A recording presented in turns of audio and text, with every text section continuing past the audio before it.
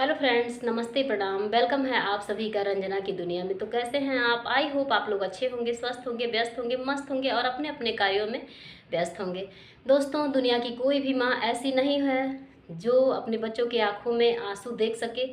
और मैं तो बिल्कुल नहीं देख सकती, क्योंकि मैं अपने ज़िंदगी जीने का हिम्मत खो चुकी थी। मैं हर अत्याचार को सहने के लिए तैयार थी।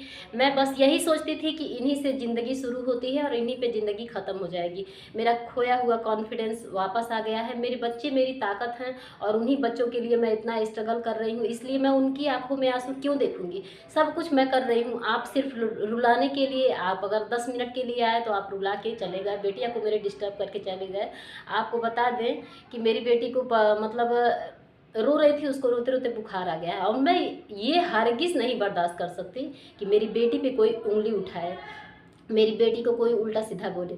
मैं बता दूं आप लोगों को, मेरी बेटी अपने बाप की नज़रों में दुश्मन कब बनी।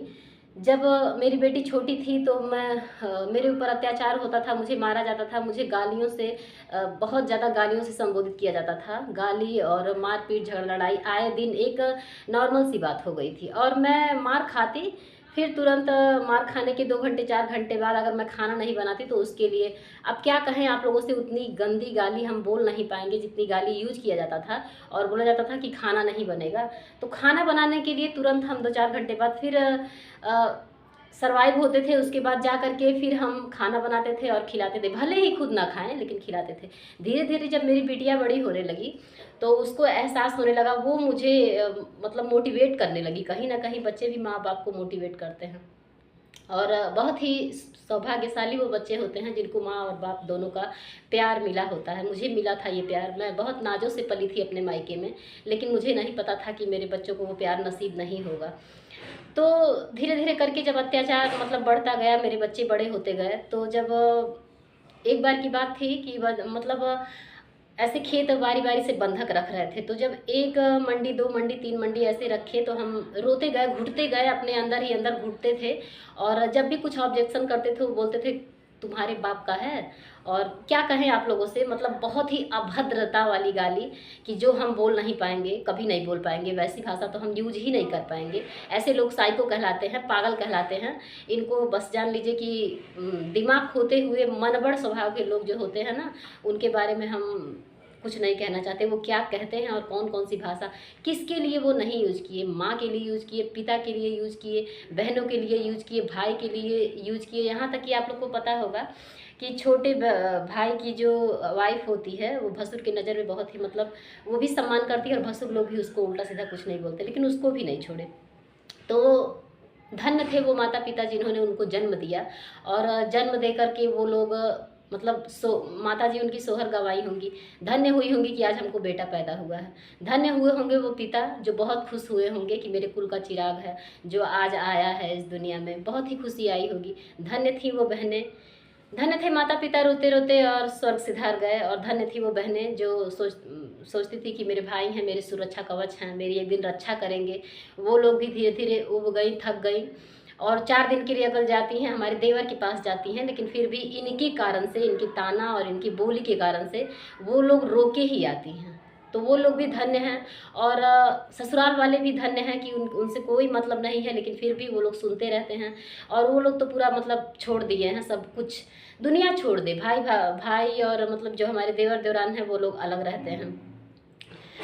हम जहाँ तक हमसे सह पाए, जितना मतलब हमसे हो पाया उतना हम किए। हर लड़की यही चाहती है, कौन ऐसा, आप ही लोग बताइए कि कौन ऐसा नहीं चाहता है कि उसका हंसता, कोई भी लड़की एडजस्ट करने को सोचेगी कि आज नहीं तो कल सुधार हो जाएगा, तो हमारा बस मतलब घर बस जाएगा, अच्छे से चलेगा। हर लड़की यही चाहती है कि खुशहाल परिवार रहे हमारा। लेकिन आखिर कब तक किसी भी सहने का, बस जान लीजिए कि लोग कहते हैं कि जुल्म सहने से बड़ा,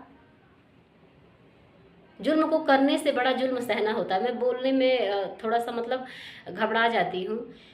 तो जुल्म सहने से ज़्यादा, जुल्म करने से ज़्यादा बड़ा पाप होता है जुल्म सहना। और मेरी बेटी मुझसे कहने लगी, जब ये नौटंकी करते थे घर में और ड्रामा करते थे, आज के लगभग ढाई साल हमको हो गया। मार्च में 2 साल हुआ है हमको, गोरखपुर आए, और 2.5 साल हो गया हमको। तो 2.5 साल पहले मेरी बिटिया ही कहती थी, क्यों इतना सहती हैं आप? स्कूल जा रही हैं, 4 बजे उठ रही हैं, फिर स्कूल जा रही हैं, पूरे दिन वर्क कर रही हैं, फिर घर पे आके पूरा काम कर रही हैं, फिर बना के खिला रही हैं, और ऐसा वो करते हैं तो उनके क्यों, उनके जो भी है वो प्रताड़ित कर रहे हैं, आपको परेशान कर रहे हैं, अत्याचार कर रहे हैं आपके ऊपर, आप क्यों मम्मा इतना सहती हैं? आप चलिए, क्या हुआ था कि ऐसे धीरे धीरे करके जब वो बंधक रखते गए, उसके बाद जब थोड़ा सा बचा तो हम एक्शन लिए। हम बोले कि ऐसा है कि आप पूरा खेत रेहन रख दे रहे हैं। हम अपने बच्चों को लेके, जैसे हम ये सोचते थे ना कि इन्हीं से मेरी ज़िंदगी शुरू और इन्हीं से मेरी ज़िंदगी ख़त्म। ये हिम्मत जो आपको लग रहा है ना, बहुत सारे लोग कमेंट में लिखे थे कि बेटा आपकी मम्मा शेरनी है, अपने मम्मा की तरह हिम्मत रखो। तो ये जो आपकी बहन बहुत हिम्मती दिखती है ना आप लोग के सामने, कभी ऐसा समय था कि मैं अपने हस्बैंड को सोचती थी कि इन्हीं से जीवन शुरू हुआ और इन्हीं से जीवन ख़त्म होगा, सब कुछ उनको मान ली थी। और जब वो चिल्लाते थे, एकदम पागलों वाली हरकत करते थे, तो मैं सोचती थी कि अब क्या होगा मेरा।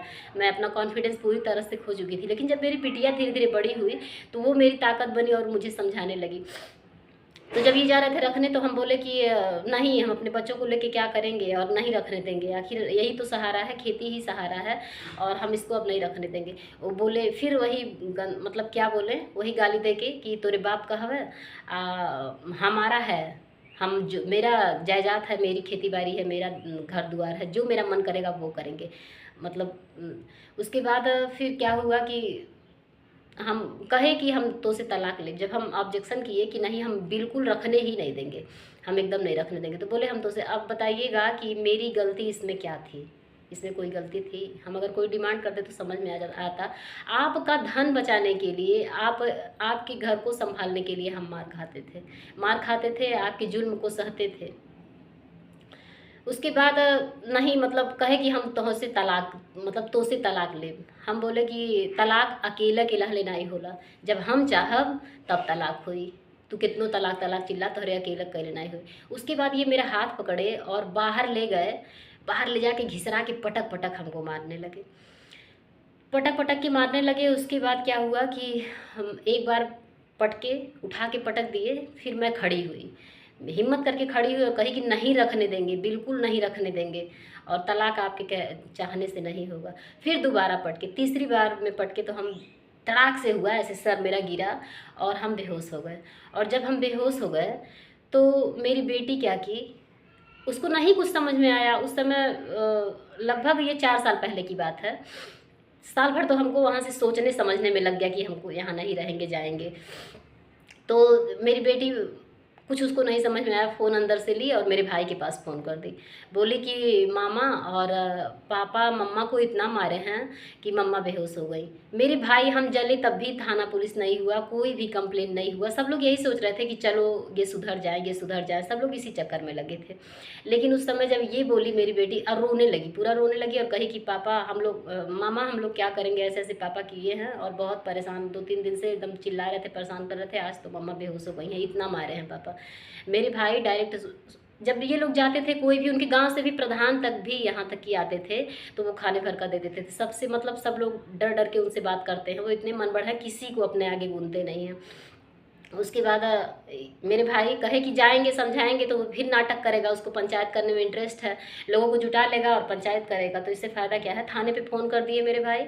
और उसके बाद फ़ोन करके फिर वो हमको गए भाई के, जा गोरखपुर से वहाँ जाते जाते तो समय लगेगा ना, तो पुलिस वाले पहले पहुँच गए, इनको पकड़े और जाके मतलब थाने पे बैठा दिए। फिर मेरे भाई गए, हमको कुछ नहीं आता है, मेरी बिटिया बताती है, मेरे भाई गए, हमको कार में बिठाया, उसके बाद जाके बनगटी वहाँ पे है, वहाँ दवा ववा करवाया, उसके बाद लेके गए थाने पे। तो मेरी बिटिया से पूछा गया कि क्या हुआ था, तो मेरी बिटिया बताई कि ऐसी ऐसी बात है सर, मम्मा को पापा बहुत परेशान करते हैं और हम लोग को चैन से जीने नहीं दे रहे हैं।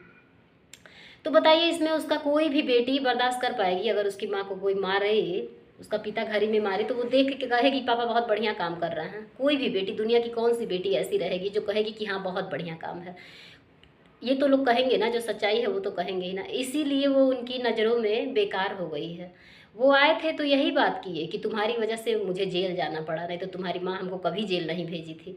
तो ज़रूरी है, माँ तो ये सोच रही थी कि हम किसी तरह एडजस्ट करेंगे, अपना घर बसाएंगे, सुखी संसार बनाएंगे, ऐसे वैसे सोचते सोचते समय निकलता गया। लेकिन बेटी से नहीं बर्दाश्त हुआ माँ का कष्ट, तो बेटी एक्शन ली, तो आपको क्यों बुरा लग रहा है? आप वो गलती नहीं किए होते, कौन सी बेटी चाहेगी कि आपको जेल पहुंचाना पड़े या भेजना पड़े? भाई हमारे गए तो बच्चों को हमको बैठा के लेके गए थाने पे, तो वहाँ पे जब कोई भी रहेगा पूछेगा, हम तो उस समय हमारी हालत गंभीर थी बिल्कुल, लेकिन कोई अगर पुलिस वाले पूछेंगे तो बच्चे जो देखे रहेंगे वो बताएंगे ही, बच्चों का क्या दोष है? आप वो गलती नहीं किए होते, बार बार वो गलती नहीं दोहराते, तो बच्चे क्यों कहते? बच्चे आपके दुश्मन हैं? आप तो पिता हैं बच्चों के ना, आप उतना प्यार दीजिए। हमको बच्चे मान सकते हैं, प्यार सम्मान दे सकते हैं, तो आपको भी देंगे, लेकिन आप पहले उस लायक बनिए। दोस्तों फिर शेष बातें होंगी कल के वीडियो में।